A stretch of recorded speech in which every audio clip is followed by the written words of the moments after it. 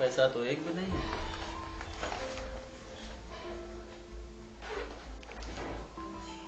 Cash भी नहीं है जरा सा। फोन करते हैं इसके पास।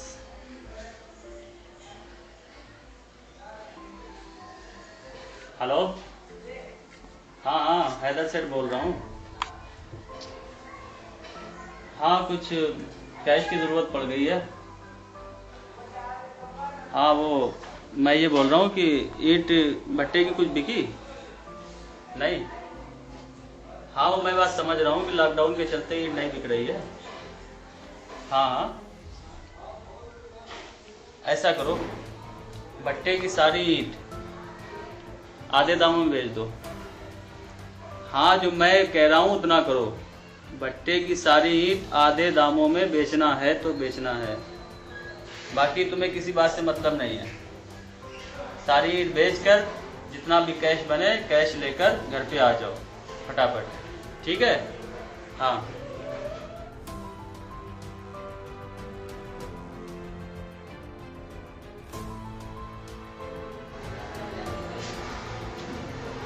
आ गए मुनीम जी? जी बहुत देर से इंतजार कर रहे थे। अरे लीजिए आपकी अमानत। इसमें सारा कैश है? जी बैठ सारा जाओ, कैश है। बैठ जाओ, बैठ जाओ। भाई साहब एक बात पूछूं, आप बुरा तो नहीं मानेंगे? हाँ बिल्कुल। आपके पास मुझे 3 साल काम करते हो गया है जी आज तक आपने ऐसा कोई भी सौदा नहीं किया जिसमें आपको घाटा हुआ हो, लेकिन आज ऐसा क्या हो गया जो आपने भट्टे की सारी ईंटें आधे दामों पे बिकवा दी? ऐसी क्या बात होगी? बताते हैं मुनीम जी, ये एक लंबी कहानी है।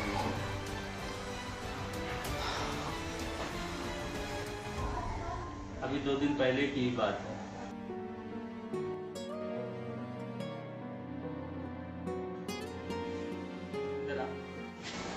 मम्मी ने खाना खा लिया बेटे? हाँ।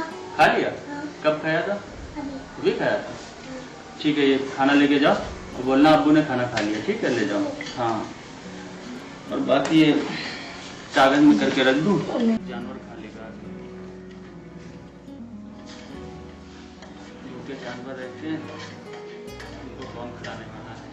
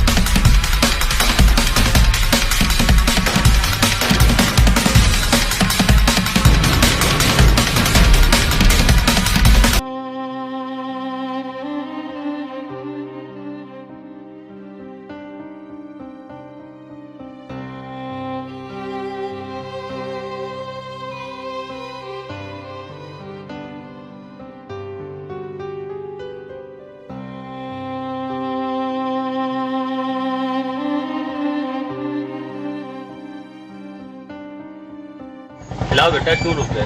खिलाओ।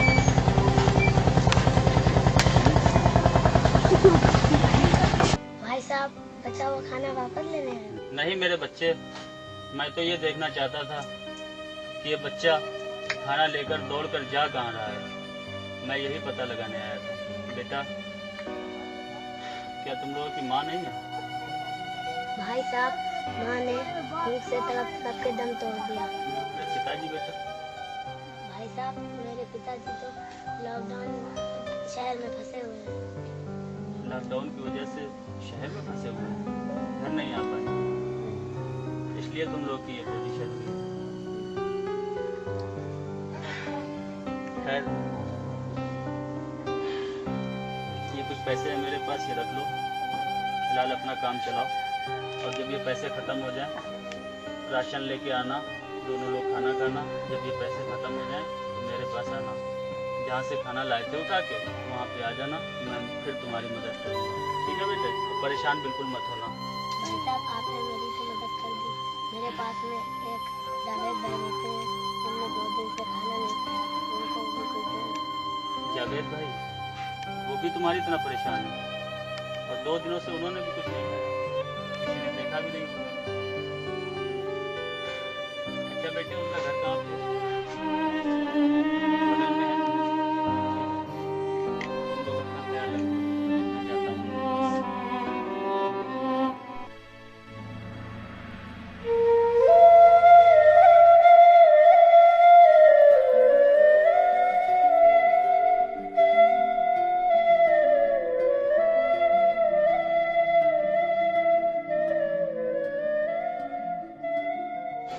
आप कौन भाई साहब? नाम ना पूछिए, आप और आपके बच्चे ज़्यादा परेशान हैं, मुझे पता है। आप ये रख लीजिए, फिलहाल राशन है कुछ और बाकी कुछ कपड़े हैं आपके लिए और आपके बच्चे के लिए, ये आप रख लीजिए और ज़्यादा सवाल मत करिए हमसे। भाई साहब आप पहले से शख्स हैं जिसने बिना वीडियोग्राफी के, बिना किसी चीज़ के आपने हमें ये सामान दिया। भाई साहब एक आप हैं और एक वो लोग हैं।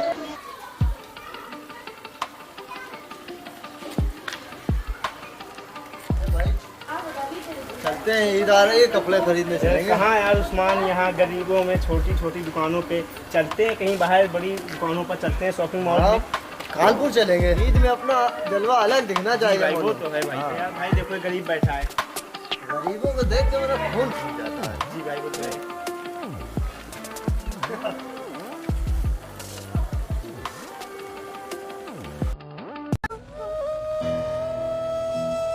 चलते हैं यार। परेशान मत हो, ये रख लो अपना और अपने बच्चे का पेट भरो, उसके बाद में ये कपड़े ईद में पहनना। बाकी वो बिगड़े हुए अमीर घर के लड़के होते हैं, मैं उनको सबक ज़रूर सिखाऊंगा, तुम इससे मत परेशान होना, ठीक है? ये तुम रख लो और ईद में कपड़े पहनना और राशन से पेट भरना अपना, बाकी किसी बात से परेशान मत होना। भाई साहब समझ में नहीं आता हम किन लफ्ज़ों में आपका शुक्रिया अदा करें। भाई साहब मुझे मालिक की ज़ात पे पूरा भरोसा था, मुझे मालूम था कि कोई ना कोई आएगा और मेरी गुर्बत की झोपड़ी में मदद का दिया जलाएगा। आप इंसान नहीं फरिश्ता हो, फरिश्ता। ठीक है, तुम ये राशन वगैरह रख लो और अपना पेट भरो, अपने बच्चे का पेट भरो और ज़्यादा परेशान होने की ज़रूरत नहीं है, ठीक है? बिल्कुल भी परेशान मत होना। जावेद, ये दुनिया वाले बहुत अजीबो गरीब होते हैं, जो गरीब होता है उसका मजाक बनाते हैं और जो अमीर होता है उससे दोस्ती करते हैं। मैं इन सबको सबक सिखाऊंगा जावेद, और तुम परेशान मत होना। मालिक में होठों पे सबके बस एक तेरा ही नाम, बस एक तेरा सबका मालिक बस तू है, सब है तेरे नाम, सबका मालिक बस तू है, सब है तेरे नाम, सब है तेरे नाम, सब है तेरे नाम। मालिक में होठों पे सबके बस एक तेरा ही नाम, बस एक तेरा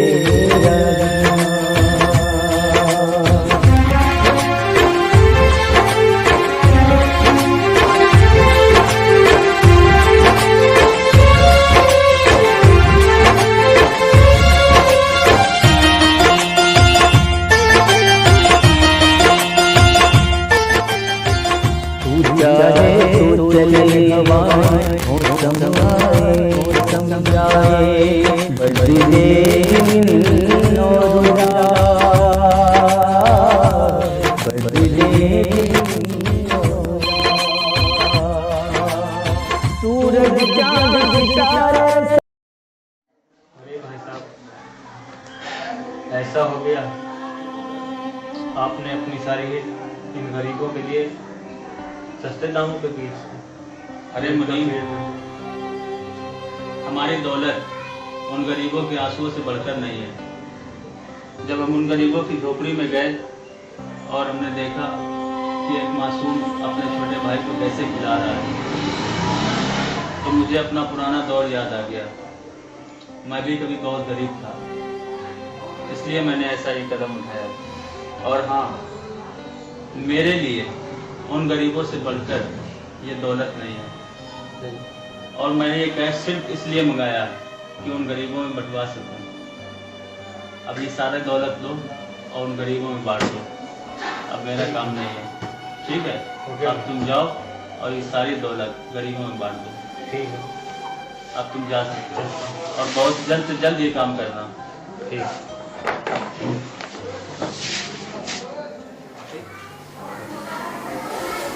आ जाओ। हैदर सेठ, आपने मुझे याद किया? हाँ बिल्कुल, बताएं।